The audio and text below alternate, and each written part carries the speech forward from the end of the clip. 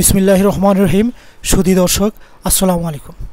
আপনাদের সামনে আরেকটি নতুন টিউটোরিয়াল নিয়ে উপস্থিত হয়েছি। আমি মোহাম্মদ নাজমুল হাসান। আজকে দেখাবো আমরা কিভাবে আমাদের নির্বাচন কমিশন বাংলাদেশে যত হালনাগাদ তথ্য আছে আপনি নিজের কাজ নিজে করতে পারবেন, ইভেন অন্যকে সহযোগিতা করতে পারবেন, সে বিষয়টি আজকে দেখাবো। তাহলে চলুন শুরু করা যাক আজকের মূল ভিডিওতে যাওয়ার আগে যারা আমার চ্যানেলে নতুন দর্শক, প্লিজ সাবস্ক্রাইবের চ্যানেল এবং পাশে থাকা বেল আইকনটি অন করে দেন, তাহলে আপনি আমার নতুন ভিডিওর আপডেট পেয়ে যাবেন। আর যারা already subscriber, thank you so much. তাহলে চলুন শুরু করা যাক। দেখতে পাচ্ছেন আমার কম্পিউটার স্ক্রিনে একটি নির্বাচন কমিশন বাংলাদেশ সে ওয়েবসাইটে আমি প্রবেশ করে আছি। তো আমরা প্রথমে অন করার পরে এই ওয়েবসাইটের লিঙ্কটি আমার ভিডিও ডিসক্রিপশনে দেওয়া থাকবে, আপনারা ওইখানে ক্লিক করে এই সাইটে প্রবেশ করতে পারেন। তাছাড়া এখানে অ্যাড্রেস বারে এই অ্যাড্রেস লিঙ্কটি দেওয়া আছে, এখান থেকে দেখে নিতে পারেন। এই যে লিঙ্কটি এখানে দেওয়া আছে। তো আমরা এখন চলে যাব রেজিস্টার অপশনে। এই যে রেজিস্টার অপশনে যাব, অর্থাৎ এইখানে আপনি হালনাগাদের কোনো কাজ কিংবা যে কোনো কাজ, মানে কোয়েরি সম্পন্ন ফাইন্ডিংসের কোনো কাজ করতে গেলে কিংবা কাউকে সহযোগিতা যদি করতে চান, নির্দিষ্ট একটি পে করে, অর্থাৎ নির্দিষ্ট একটি পরিমাণ টাকা পে করে আপনি কাজটি করতে পারবেন। এই জন্য প্রথমে আপনার একটি ইউজার আইডি এবং পাসওয়ার্ডের প্রয়োজন। এই জন্য আমরা প্রথমে ঠিক উপরে মেনু বার আছে, এই মেনু বার থেকে আমরা 3 নাম্বার মেনু রেজিস্টারে ক্লিক করব। রেজিস্টারে ক্লিক করার পরে এখানে রেজিস্টারের যে সে কন্ডিশনগুলো আছে, অর্থাৎ কারা অনলাইন সেবার জন্য রেজিস্ট্রেশন করতে পারবেন, জাস্ট এইখানে অপশনগুলো আছে, আপনি পরে দেখে নেবেন তারপর কি দিতে হবে। তো আমরা এগুলি আর পড়বো না, জাস্ট না পড়ে ঠিক ডান কর্নারে রেজিস্ট্রেশন ফর্ম পূরণ করতে চাই, এখানে জাস্ট আমি একটা ক্লিক করব। ক্লিক করার পরে এখানে আমার রেজিস্ট্রেশন ফর্ম পূরণের প্রথম ধাপ এসে গেছে। প্রথম ধাপে আছে যে আপনি অবশ্যই এখানের আপনার NID কার্ড আপনার থাকতে হবে। তাহলে আপনার NID অর্থাৎ জাতীয় পরিচয়পত্র নাম্বারটি আপনি এখানে প্রবেশ করবেন 121944, অর্থাৎ আমি একটি ভোটার আইডি নাম্বার এখানে দিচ্ছি 7318958 দেওয়ার পরে দেখতে পাচ্ছেন যে এইখানে জন্ম তারিখ চাচ্ছে, জন্ম তারিখ দিতে হবে। তো আমি জন্ম তারিখ দিলাম 1988, দেখতে পাচ্ছেন। তারপর এইখানে ঠিক বারকোডের মতো এইখানে আপনার ওয়াটারমার্ক জলচাপ আকারে একটা ক্যাপচা দেওয়া আছে 5 ডিজিটের, জাস্ট এই ক্যাপচাটা আমরা এখানে এন্ট্রি দিব। তাহলে 4NK7R এখানে ক্লিক করার পরে আমরা সাবমিটে ক্লিক করব। সাবমিটে ক্লিক করার পর এখানে দেখতে পাচ্ছেন যে বর্তমান ঠিকানা, উপজেলা সব কিছু এখানে চেয়েছে। তাই আমি জাস্ট এখানে আমি ক্লিক করে দিব। আমার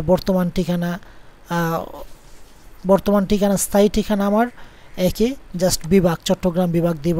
তা বিভাগ সিলেক্ট করব, জেলা সিলেক্ট করব, উপজেলা।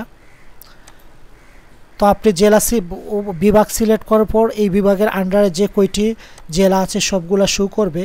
তারপর জেলা সিলেক্ট করার পরে এখানে আপনার এই জেলার আন্ডারে যে কয়টি আপনার উপজেলা আছে প্রত্যেকটা শো করব। স্থায়ী ঠিকানা আমি সেম কন্ডিশনে দিয়ে দিব, there is no change or permanent and present address is same। তাহলে আমি লাস্টে পরবর্তী দিয়ে দিব। নেক্সট পজিশনে আমরা যাব। সঠিক মোবাইল নাম্বার, একটি মোবাইল নাম্বার চাচ্ছে, তো আমি একটি মোবাইল নাম্বার দিচ্ছি। দেখতে পাচ্ছেন আপনার একটি মোবাইল নাম্বার এখানে প্রোভাইড করবেন, অর্থাৎ এইটাতে আপনার মেসেজ যাবে, বার্তা পাঠান, এখানে একটি কোড যাবে, ভেরিফিকেশন কোড। তাহলে এই কোডটি আমার মোবাইলে অলরেডি এই যে এসে গেছে, জাস্ট আমি এটা এখানে ইন করে ভেরিফাই করে নিব। দেখতে পাচ্ছেন আমার একটি 59617 আমার কোডটি হলো 633670 দেখতে পাচ্ছেন।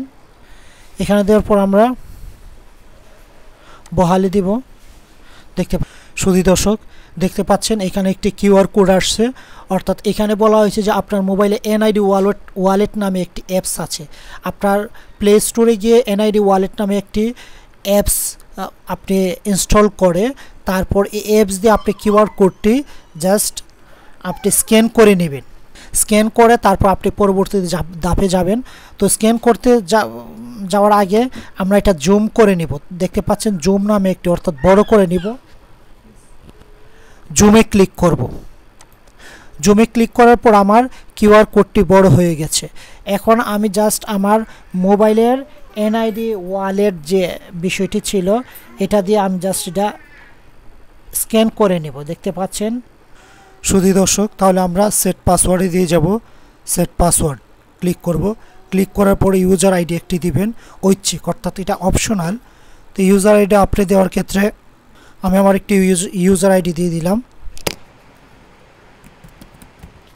দেখতে পাচ্ছেন এখানে আমি ইউজার আইডি এবং পাসওয়ার্ড সেট করেছি। পাসওয়ার্ড 2বার দিয়েছি, একবার পাসওয়ার্ড আবার ঠিক এটা রিএন্ট্রি দিয়েছি। তারপর আমরা আপডেটে যাব। আপডেটে যাওয়ার পরে দেখতে পাচ্ছেন যে এখানে কিন্তু আমার যে আমার যে ছবিটা দেওয়া ছিল ভোটার আইডিতে ঠিক সেই ছবিটা এখানে এসে গেছে। সব কিছু এখানে আমার তথ্য আছে। তো এখানে আমি আমার মতো করে দেখতে পাচ্ছেন যে এখানে আমি আমার প্রোফাইল পরিবর্তন করবে, রিইস্যু করতে পারবো, পাসওয়ার্ড পরিবর্তন করতে পারবো, স্মার্ট আইডি কার্ডের স্ট্যাটাস। সাপোজ আমি যদি এখানে দেখি যে আমার কমপ্লিট স্ট্যাটাস, কমপ্লিট আইডি, যেমন এখানে জাতীয় পরিচয়পত্র ডাউনলোড করেন, এখানে ক্লিক করবেন। জাতীয় পরিচয়পত্র ডাউনলোডের ক্ষেত্রে এখানে কিছু নির্দেশনা আছে। যেমন প্রথম নির্দেশনা, নতুন নিবন্ধিত ভোটার যাদের এনআইডি এখনও মুদ্রিত হয়নি তারা বিনা ব্যয়ে এনআইডি অনুলিপি ডাউনলোড করতে পারবে, এখানে কোনো টাকা লাগবে না। আর দ্বিতীয়ত, যারা এর আগে এনআইডি পেয়েছিলেন তাদের পুনরায় এনআইডি অনুলিপি ডাউনলোড করার জন্য হারিয়ে যাওয়া ক্ষতির জন্য ফি দিয়ে আবেদন করতে হবে। যারা সংশোধনের জন্য আবেদন করছেন তারা সংশোধিত এনআইডি ডাউনলোড করতে পারবেন সংশোধন হওয়ার পরে।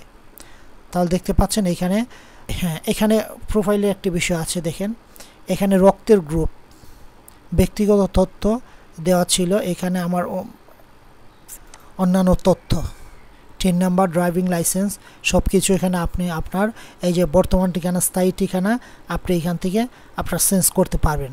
তাহলে আজকে কিভাবে আমরা আমাদের নিজের তথ্য হালনাগাদ করতে পারবো সে বিষয়টি আজকে আমরা দেখতে পেরেছি।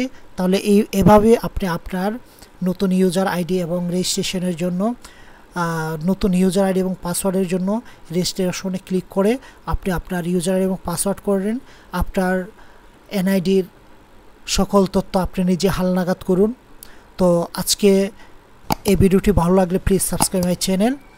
তো আজকে এখানেই শেষ করছি। আবারও নতুন কোনো ভিডিও নিয়ে আপনাদের সামনে উপস্থিত হব। আজকে এখানেই বিদায় নিলাম। আল্লাহ হাফেজ।